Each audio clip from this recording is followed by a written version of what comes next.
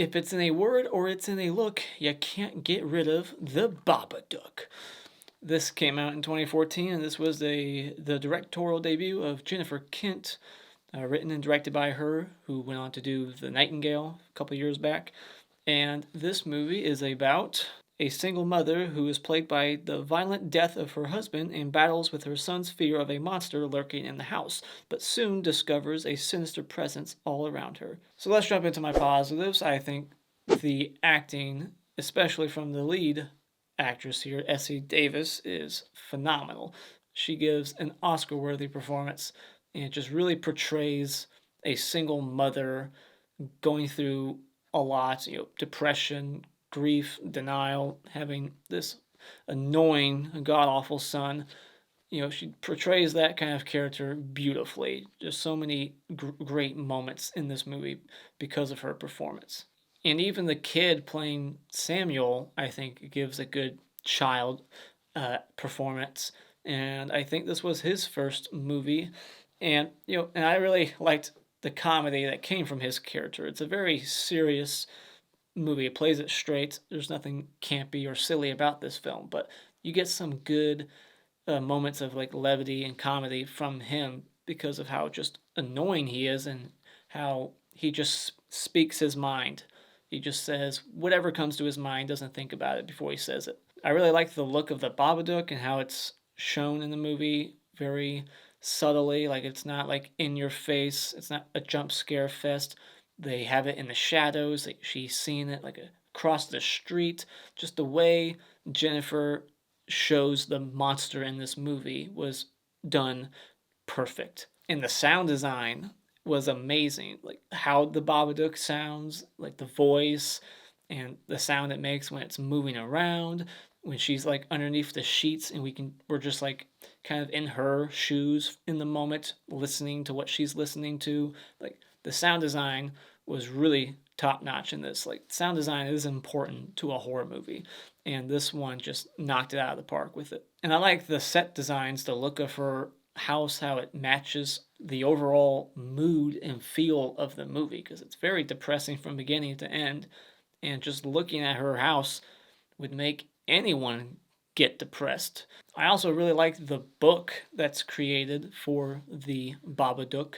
The pages where it's one of those kinds of books where you flip the page and like an image kind of pops out, and just some of the drawings in there are very disturbing. It's very creepy and foreshadowing things to come. I think it's very well shot, has a lot of good cinematography, good use of shadows, and it's just very well done, very brilliantly directed. I also liked the one kill in the movie. There's only one kill, which is a bit unfortunate, but this movie is not about kills. But the one you do get is very surprising, even though they foreshadow it, very early on. Getting into my negatives, I wish this movie would have ended a couple of minutes sooner. I think that would have been a better ending at one particular moment, but it goes on and reveals something else, and I was just like, why is this happening? Like, this movie doesn't make 100% sense to me. It makes like 90% sense. Like, I think I got a good grasp on what this movie is about and what they're saying, but there's some things thrown in here where I'm like, well, I don't get what this is supposed to mean exactly. But I also kind of like that at the same time, that this movie makes you think. It's a thinking man's movie. It's not very simplistic and just a popcorn film. Like, it kind of makes you think in some scenes. You're like, all right, what does this mean? Like, what are they saying with this stuff? And, you can kind of interpret the movie in a couple of different ways. I have my interpretation and I look at it the way I like to look at it, but somebody might look at this movie a different way. Also, the rewatchability is a little low on this movie because of the son. He's just so annoying, and he's supposed to be, but I do think he's a little less annoying on rewatch. I've seen the movie 3 times, but he's still fucking annoying. So I can see why other people won't like this movie because of him, but you have to understand he's supposed to be that way for a reason. And if I had to like nitpick something, I didn't like the CGI decapitation when she has that vision of her husband dying in the car accident. It's not a spoiler. You know that from the beginning that he died from a car accident. It opens up with a dream of the car accident. But then later on, we see exactly how her husband died in the car accident. and it's like this CGI cartoon looking like animation of the head like popping off, and it just looked really bad. So it's a low budget horror movie. If they had a bigger budget, maybe it could have looked better, but just I wish they could have done without that. So final thoughts, I think this is a smartly crafted psychological and metaphorical monster movie that's gotten better and better on rewatch for me. It plays out like a very creepy, dark fairy tale with a unique looking monster that's effectively scary and has just outstanding performances all around. So when it comes to The Babadook, I highly recommend this movie. Check it out. I'll give it 4.5 out of 5.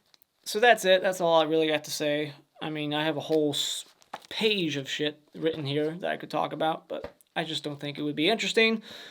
You know, this conversation wouldn't be like talking about a slasher movie where you can just poke fun at stuff and nitpick, and like there's not much to criticize here. It would just be me kind of saying how I interpret certain scenes or what this means, or it just wouldn't be fun. So I'm just going to skip it all. I did notice there was a couple of Nightmare on Elm Street nods to like part 1 and 2.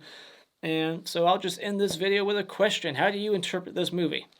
Do you take it at face value? Is there really a Babadook monster? Or is it just a metaphor and it's psychological? I mean, she straight up levitates at one point, and the son sees her levitating, so it's like, it seems supernatural to me. But my question is, why is she feeding the monster? I feel like this movie should have ended after she's like, you're nothing, and then, you know, you get that Nightmare on Elm Street ending, and then the monster just like falls on the ground, and then she hugs her son. The end. Like, just end it there. I would have been happy, but for some reason she's feeding the monster like earthworms and shit in a bowl in the basement. For some reason has it tied up. I don't know, like, why that's there, but whatever. So what are your thoughts on this movie? Let me know in the comments below. And as always, if you like what you've seen here, you can hit this like button and become a subscriber today just by clicking on my cartoon face in about 5 seconds. And remember, it's all an opinion. You don't need to get butthurt about it.